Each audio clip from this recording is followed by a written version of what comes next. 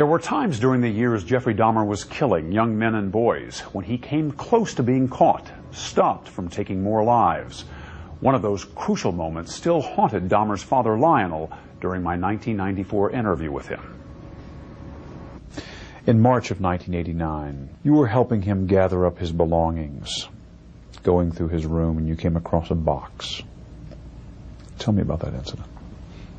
It was about a 1-foot square box, metal and wood box, that I thought contained pornographic material. And you asked Jeff to open it? Yeah, because my mother, I didn't want her to come into contact with any of that stuff. And asked him to open it up, and he refused. He said, "I'd rather not." And I said, "Jeff, open it up. I just want to see what's in there." And he said, "Can't I have any privacy in the house at all? Just this 1 square foot of privacy." And I said, "Jeff, open it up, or I'm going to just take it down into the basement and get a screwdriver or something and open it up. And just open it up." And he got angry, very visibly agitated, and said, "If I can't have 1 square foot of privacy, then I'm just going to leave." So he walked out of the house, and then I took the box. I took it from him. I mean, he gave it up. He walked out of the house. I'm surprised that he gave it up. But I started walking down the basement, and then he came in the back door just as I was going down the basement steps, and he said, "I'm sorry, Dad. I lost my temper. There's just some pornographic stuff in there." He said, "Just wait. I'll open it up tomorrow morning and show you what it is. Just let me put it away now and forget about it. Let's not cause an uproar anymore today or tonight, and because of Grandma."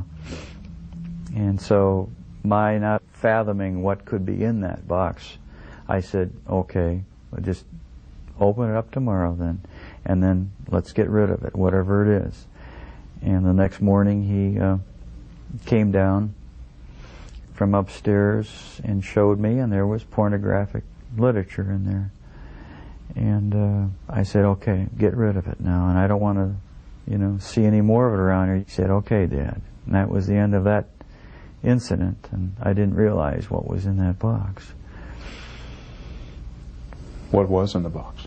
Well, as I learned later, after the trial, it was one of the human heads, one of the victims,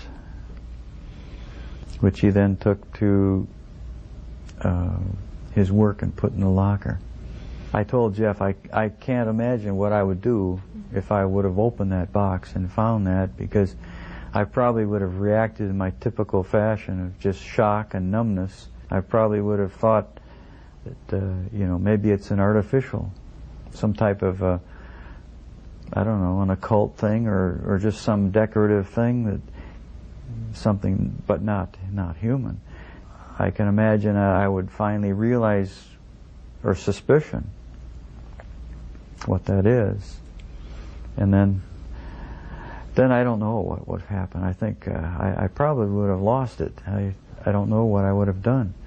I asked Jeff, what would he have done if I would have opened that up and found out what that was, and all he said was, "Well, that would have been the end of the line. The jig would have been up." One of the chilling stories that your dad tells is about the box he had found. Can you give me your perspective on that? I had a box in my bedroom closet, and it contained the mummified head and genitals of a young man I met in one of the bars down in Milwaukee. And it was a locked metal box. My dad one week came to visit, and happened to see it, and we got into a bit of an argument because I wouldn't open it up.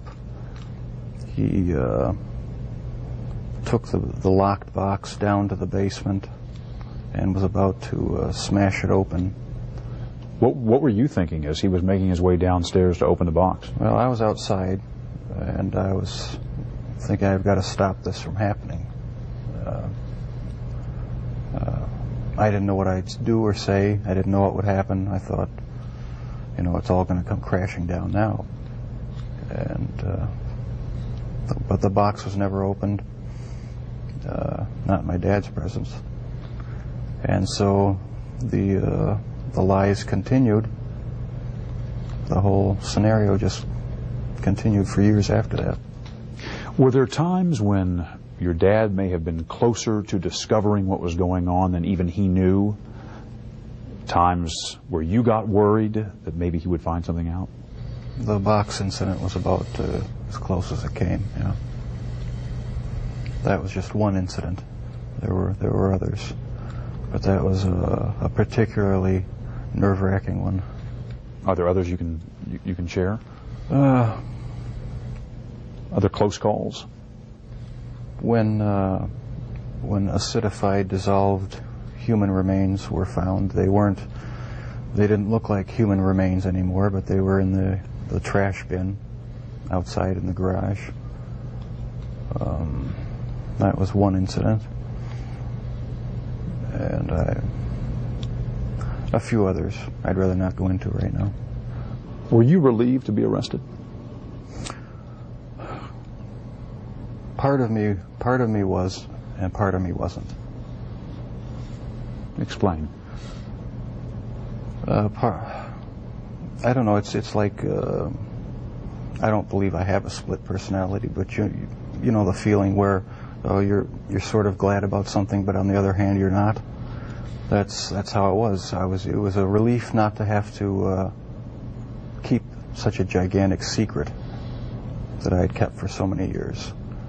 And once I saw that I had no choice but to face it, I decided to face it head on and make a full confession.